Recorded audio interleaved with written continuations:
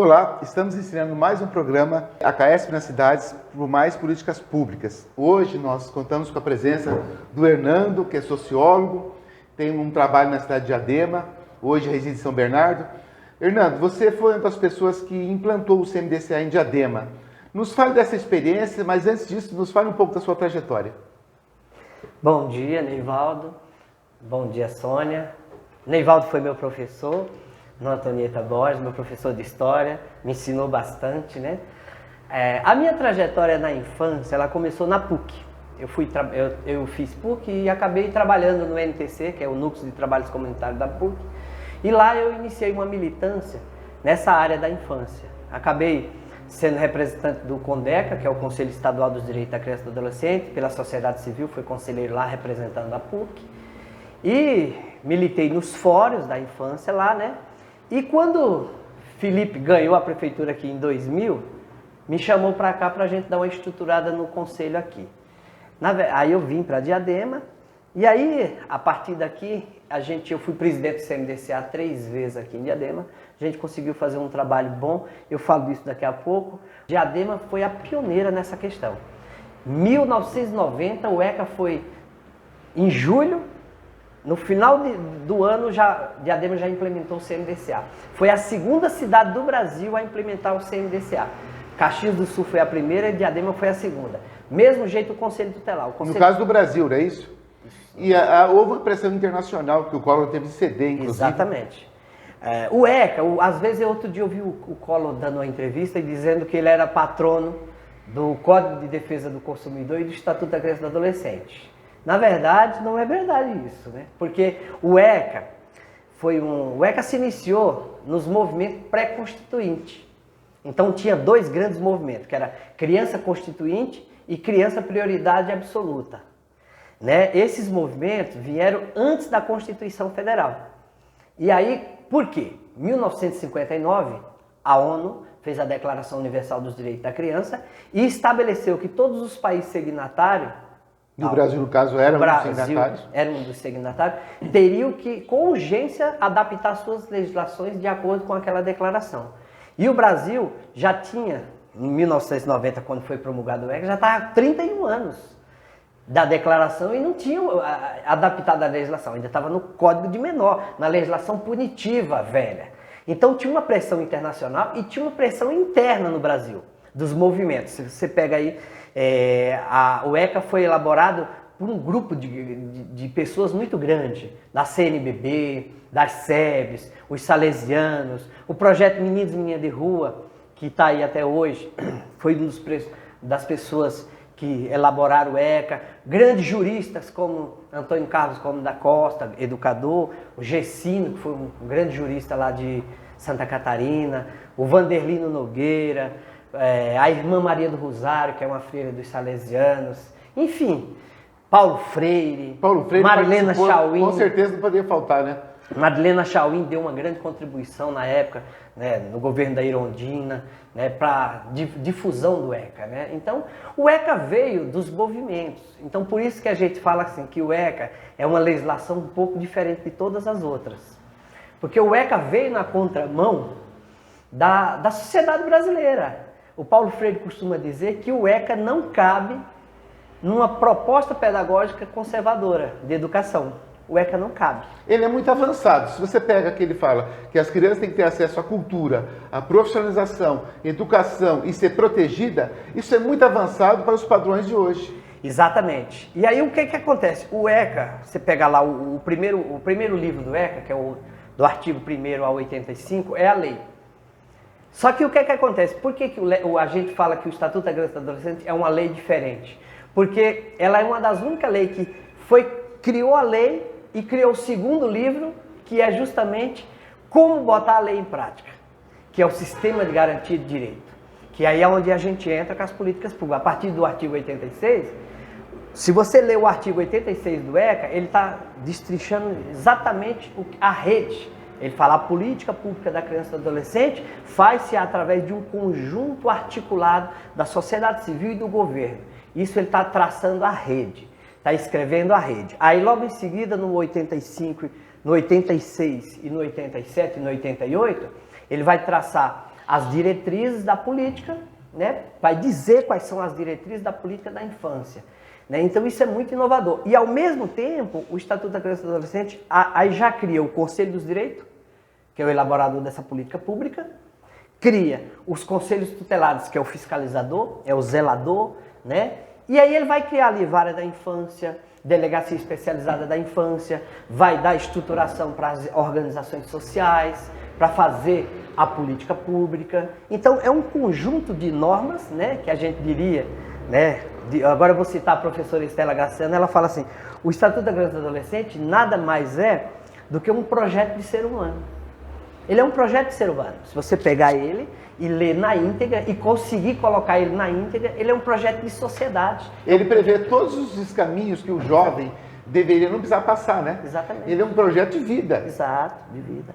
Ele prevê a questão da educação básica, da cultura. Do esporte do também, esporte, que é a política pública das mais eficientes. Exatamente, da arte, da proteção em si à criança, né? Ele prevê essa proteção, né?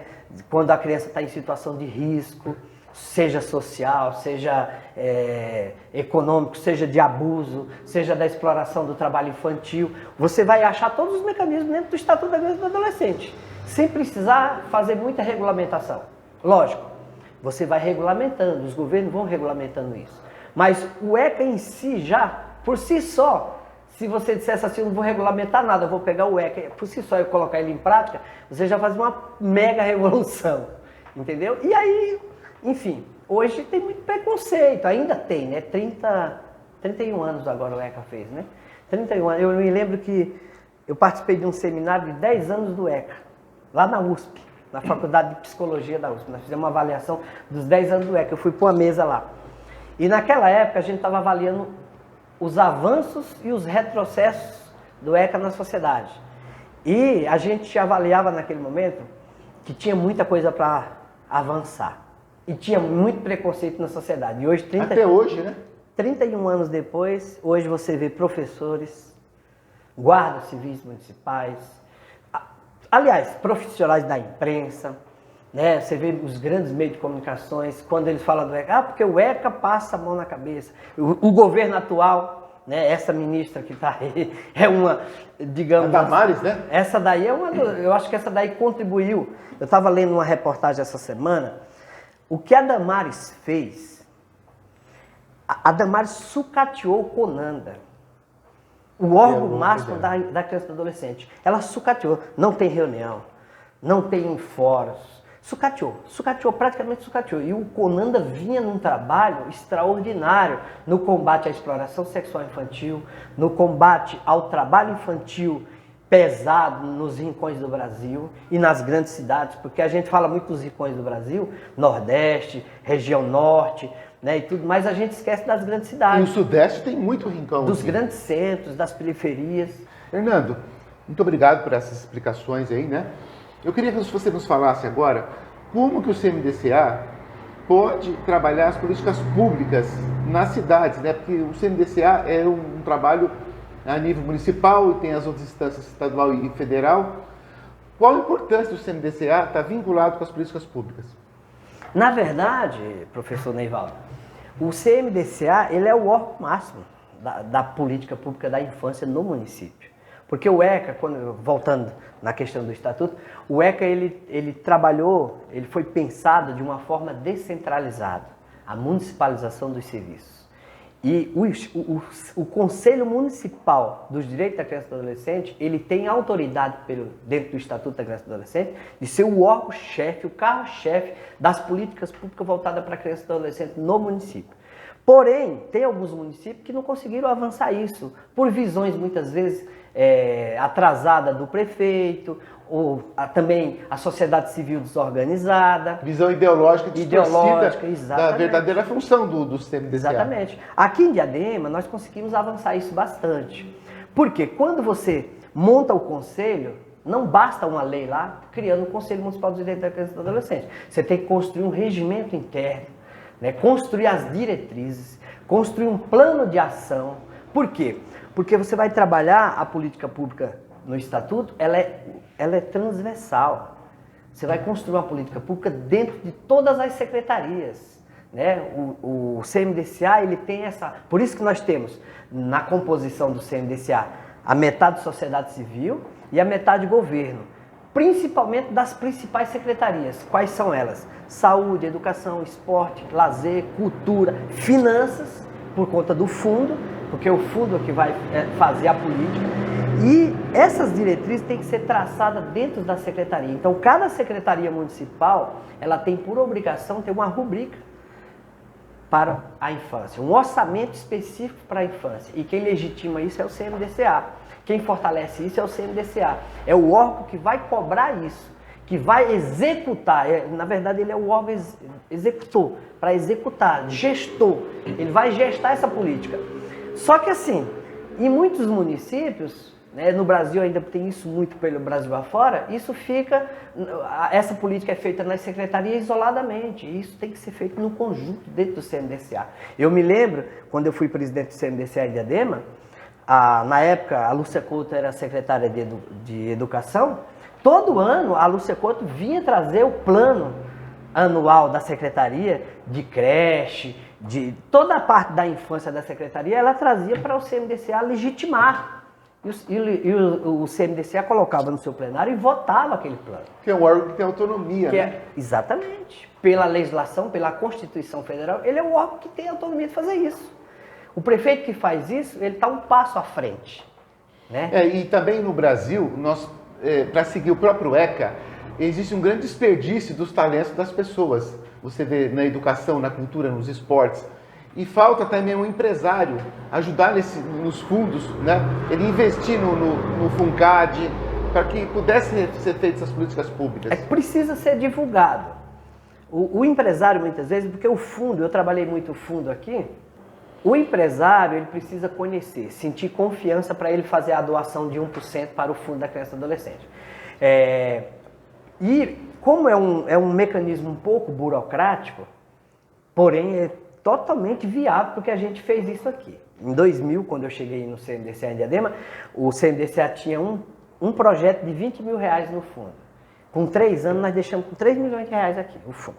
E foi o empresário de Diadema que doou para o fundo. Nós fizemos uma política que era tire do leão e dê para os gatinhos e gatinhas de Diadema. Legal. Botamos 42 outdoors da cidade e isso gerou um volume de recursos muito grande para o fundo.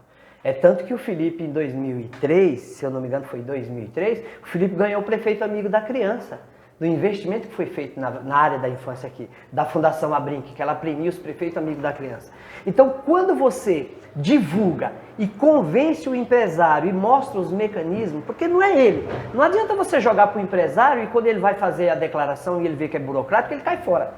O CMDCA tem que criar um mecanismo e levar para o empresário e dizer, olha, você faz assim e nós tomamos conta aqui. E o retorno é imediato. Exatamente, o retorno é imediato. E aí o cara faz. Agora, se você joga para ele joga lá para o RH dele, joga lá para a Secretaria de Finanças dele e o cara vai vendo os mecanismos que é complicado, é burocrático. Ele fala, não, isso dá muito trabalho, deixa para lá.